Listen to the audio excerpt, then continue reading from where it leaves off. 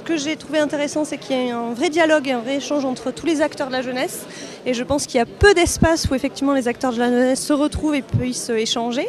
Là, on a vraiment senti que les jeunes se sentaient à l'aise, qu'il y avait une parole libre et respectueuse par rapport aux jeunes.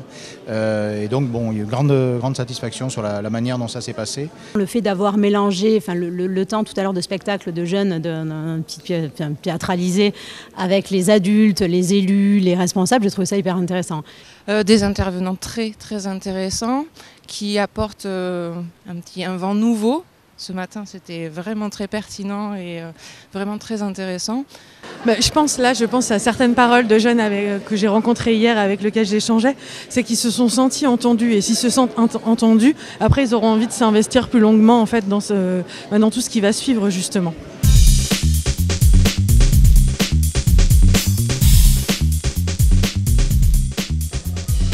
Pour répondre aux attentes des quelques 100 000 jeunes vivant dans les Pyrénées-Atlantiques, le Conseil général a imaginé un projet de grande ampleur.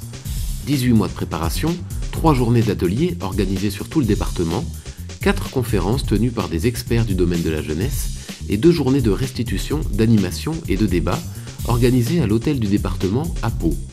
Ce sont en tout plus d'1 millier de jeunes, professionnels et bénévoles qui ont participé aux toutes premières assises de la jeunesse. C'était un pari, il fallait le tenir. Donc, ou bien on pouvait faire ces assises dans le cadre douillet du Parlement de Navarre et avoir une discussion entre institutionnels et puis élus. Ça, on sait faire. C'est pas ce qui crée, disons, de véritables déclics. Ou bien on choisissait une méthode différente. Et nous avons opté pour une méthode différente. Alors les assises de la jeunesse étaient le moyen pour nous le plus pertinent de répondre à l'attente qui était celle du président du Conseil général, de mettre en place une politique départementale pour les jeunes, mais aussi par les jeunes. Voilà. Et cette notion de consultation était très importante pour lui et pour nous, d'avoir une politique, on va dire, efficace, correspondant à de véritables attentes. Ces attentes ont pu être mises en avant grâce au travail effectué en amont par les centres socioculturels, les foyers de jeunes, les missions locales et autres acteurs du monde de la jeunesse. Cette préparation a permis de faire remonter la parole des jeunes et ainsi de faire formuler aux principaux intéressés un certain nombre de questions et d'idées. 6 thèmes principaux ont émergé de ces travaux. 6 thèmes qui ont servi de socle aux 3 journées de rencontres et de débats organisées cet automne entre Béarn et Pays Basque. La mobilité, la santé, le travail, l'engagement citoyen, le temps libre et la relation avec les adultes. Tenus le 28 septembre à Saint-Palais, le 5 octobre à Saint-Pierre-d'Irube et le 12 octobre à Mourinx, ces journées ont d'abord été l'occasion d'inviter 3 sociologues spécialisés dans le domaine de la jeunesse qui ont chacun donné une conférence traitant un aspect spécifique de ce vaste sujet. Evelyne Barthou, sociologue à Bordeaux, a par exemple pu intervenir sur les questions de jeunesse et territoire. Ça va amener les gens à réfléchir et j'espère qu'il y aura quand même des axes transversaux, que les différents acteurs vont réussir à trouver un peu des points communs entre tous les territoires et dépasser un peu justement cette question-là de territoire. Parce qu'on parle de politique de la jeunesse, donc se centrer sur un territoire c'est possible, mais je pense que dans un premier temps il faudra avoir une approche globale du territoire. Le Conseil général a également tenu à profiter de ces 3 rendez-vous pour donner la parole à des travailleurs sociaux et à des bénévoles afin qu'ils mettent en avant les différents projets qui fonctionnent et qu'ils partagent la vision de la jeunesse qu'ils développent grâce à leur action. Pour moi, il y a des jeunes, en fait. Voilà. Et chaque jeune est un individu à part entière avec une problématique particulière qui est la sienne. Il a ses propres contraintes, sa propre histoire de vie familiale, sa propre formation, ses propres compétences. Donc pour moi, je ne parle pas de la jeunesse en général. Ce qui m'intéresse, c'est chaque individu individuellement et comment je peux faire pour l'aider à avancer. Un jeune, c'est une personne à part entière qui est capable de renverser les valeurs, de les interroger et de trouver des solutions. Et on est surpris de voir qu'il trouve des solutions magnifiques sur plein de trucs. Les après-midi ont été consacrés à des ateliers de réflexion constitués par tous les participants de la matinée et reprenant chacun un des 6 thèmes dégagés lors des travaux préparatoires. Chacun de ces groupes avait pour mission de ressortir plusieurs pistes de travail concrètes dans le but de les soumettre au Conseil général lors des journées de restitution des débats. Donc, ce qu'on a essayé d'envisager comme action, c'est de dupliquer un petit peu des lieux d'interface avec les jeunes, un peu comme les centres sociaux en milieu urbain qui pourraient par exemple se développer en milieu rural, ou reconnaître des associations qui existent déjà en milieu rural et bien les identifier. On a évoqué la piste d'espace autogéré. Qu'il y a dans le Pays Basque, qu'il n'y a pas forcément dans le Béarn, en se disant peut-être qu'il y a des formes d'organisation des jeunes. Quelque chose qui a été dit aussi très fortement, c'est comment rapprocher les jeunes des décideurs publics, notamment des élus, donc avec une attente des acteurs de la jeunesse sur ce rapprochement. Les solutions, il y en a qui se développent, aux institutions d'arriver à les généraliser et à faire qu'elles développent une équité sur le territoire et qu'elles fassent que ce qui se fait quelque part puisse se faire ailleurs et que tous les jeunes puissent en bénéficier. C'est en effet l'un des enjeux majeurs de ces assises, imaginer ensemble de nouvelles pistes et mettre en commun les solutions existantes pour que le Conseil général puisse bâtir une politique de la jeunesse pertinente et fidèle aux réalités observées sur les territoires. Pour y parvenir, il était donc nécessaire de restituer toutes les propositions issues de ces 3 journées.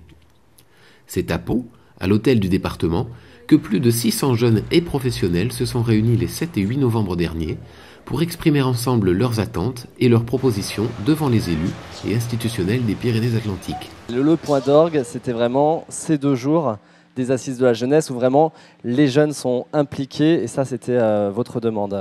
Oui, parce qu'à partir de ces 6 thématiques qui avaient été exprimées par des jeunes, ce sont les jeunes eux-mêmes qui ont animé des ateliers, qui ont animé hier 18 ateliers. Et là, ils se sont parlé de jeunes à jeunes. Voilà. Donc ça, c'était, disons, pédagogiquement une excellente initiative. En plus de ces nouvelles sessions de débat, les jeunes présents ce mercredi ont eu l'opportunité de montrer le fruit de leur travail dans un village jeune installé sur le boulevard des Pyrénées et ouvert au public. De nombreux stands prouvant une fois encore tout le potentiel de la jeunesse et son implication dans des projets variés.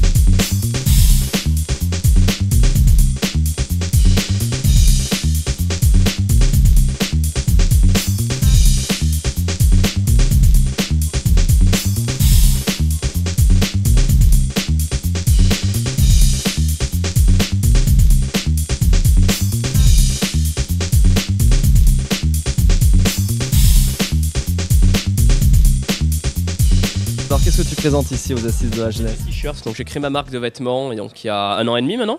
Très bien. Donc c'est moi qui les dessine et après ils sont sérigraphiés à La Rochelle.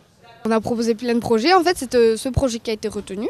Donc on a fait des actions d'autofinancement pour faire une partie de financement et après on a demandé à la caisse d'allocation familiale de l'argent pour aider à financer le projet. Et nous on est nos Génépiers, on est en fait une association étudiante qui donne des cours en prison.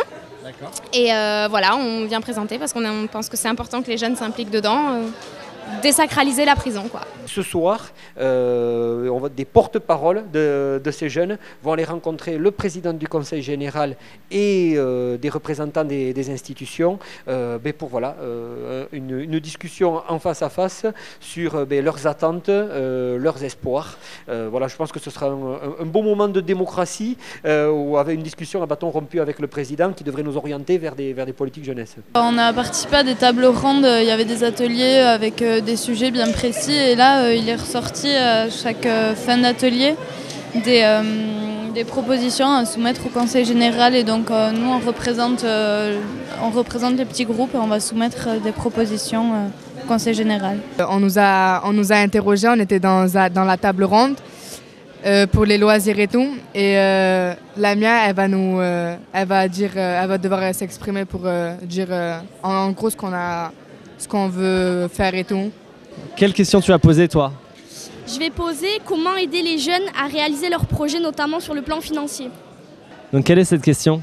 Ça serait la diminution des prix pour les transports en commun et l'amélioration des aménagements pour la circulation en vélo. Le Parlement de Navarre s'est donc vu investi le temps d'une après-midi par des centaines de jeunes pour une séance de restitution durant laquelle les porte-paroles des groupes ont pu interpeller directement les élus de leur département, mais également les représentants des institutions présents à la manifestation. Que ce soit sur le transport, la culture ou l'attachement à la région, toutes les préoccupations des participants ont ainsi été exprimées et compilées de manière à préparer au mieux la suite de l'événement. Moi, je trouvais quand même qu'il y avait des réponses très intéressantes de la part des élus. Enfin, ça me fait plaisir de savoir qu'il y en a qui prennent en compte quand même la vie des jeunes, parce qu'il faut dire qu'ils sont vieillissants, ils l'ont dit eux-mêmes. Je trouve il y a des jeunes qui ont soulevé des super sujets qui justement, pour moi, c'est des idées très simples qui contribuent à l'améliorer. Et j'espère que même à l'avenir, après ça, on sera de plus en plus écoutés, quoi. Parce que c'est quand même nous, l'avenir. Quelle question t'as posée, toi? Moi, j'ai posé des questions relatives en fait à l'insertion professionnelle. On aurait voulu savoir s'il était possible de faire plus de stages en fait pendant la scolarité pour permettre aux jeunes de connaître un peu mieux leur domaine professionnel. Voilà, les domaines professionnels, les métiers, voilà. Donc tu sens que ton intervention peut faire évoluer les choses? Oui, voilà, l'intervention de plusieurs aussi, mais de plusieurs d'entre nous, mais oui, je pense qu'ils vont bien revenir sur la question, sur le sujet, tout ça, et je pense que oui, ça va faire évoluer les choses, ouais. Pour terminer cette journée, plusieurs spectacles et concerts gratuits ont pris place sous le chapiteau installé au pied de l'hôtel du département pour donner un nouveau temps de parole, de façon artistique cette fois, à la jeunesse locale.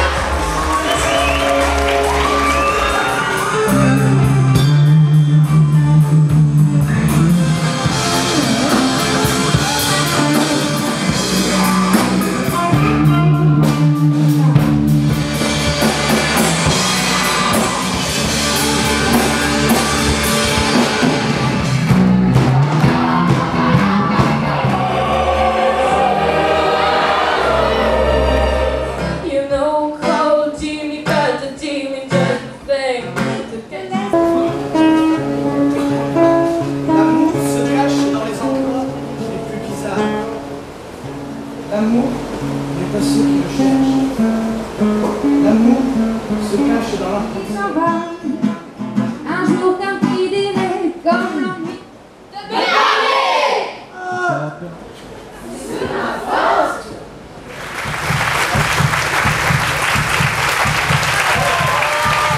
Merci à Joël Campo de nous avoir mis en scène aussi.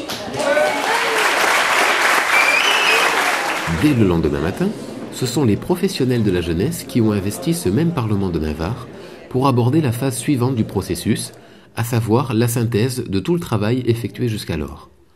Mais avant cela, les participants ont assisté dans la matinée à une dernière conférence donnée par un éminent spécialiste de la jeunesse, le professeur Vincenzo Ciccelli. Il est revenu sur ce que nous savons aujourd'hui de la jeunesse en France et ce sur quoi nous devrions porter notre attention. Il faut sortir de l'idée d'un urgentisme social, c'est-à-dire on aide les jeunes quand ils vont mal et quand vraiment il faut soigner leur vulnérabilité, leur fragilité. En fait, il faudrait faire en sorte qu'on puisse intervenir sur la jeunesse qui se porte bien pour que justement, si elle est une ressource, il faut valoriser la ressource, il faut développer le capital humain. L'heure de la synthèse est donc arrivée dans l'après-midi. Le conseiller général Arnaud Villeneuve a esquissé un premier bilan du travail effectué en amont, tandis que les acteurs et partenaires présents dans la salle ont pu reprendre les points qui leur paraissaient pertinents.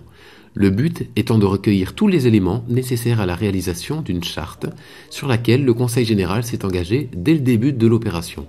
Des assises pour des assises sans avoir une suite, ce n'est pas forcément la meilleure des choses. Donc, derrière ces 2 journées, sous l'égide du Conseil général et à la faveur d'un excellent partenariat, en tout cas je le souhaite excellent, avec les acteurs dont j'ai parlé tout à l'heure, on va élaborer une charte. Une charte, je leur ai dit ce matin, je ne veux pas que ce soit une charte de charabia, parce que ça on sait faire. mais plutôt une charte qui décline les opérations ou les perspectives, les thématiques en action, en opérationnel, etc. Voilà. Et en principe, cela devrait se passer à Bayonne au mois de février pour couvrir l'ensemble du département. Et ensuite, faire en sorte que le Conseil général, à faveur de son budget 2013, mette les moyens financiers pour que cette charte ait un sens. Et ensuite, elle sera déclinée sur l'ensemble du territoire du département. Reste maintenant au comité de pilotage à faire bon usage de tout ce travail accompli. Le rendez-vous est pris pour février 2013 et beaucoup croient en cet engagement pour développer une politique de la jeunesse durable et bâtie par tout le monde. Ça peut tout changer. Si effectivement on aboutit sur une charte et une vraie politique ambitieuse de la jeunesse sur le département, ça peut tout changer, ça peut changer l'image des jeunes sur le département, ça peut leur permettre d'avoir une vraie place. La place qu'ils devraient avoir eux en tant que jeunes, puisque les jeunes sont quand même les adultes de demain. Donc il est temps qu'on les valorise et qu'on leur fasse une place.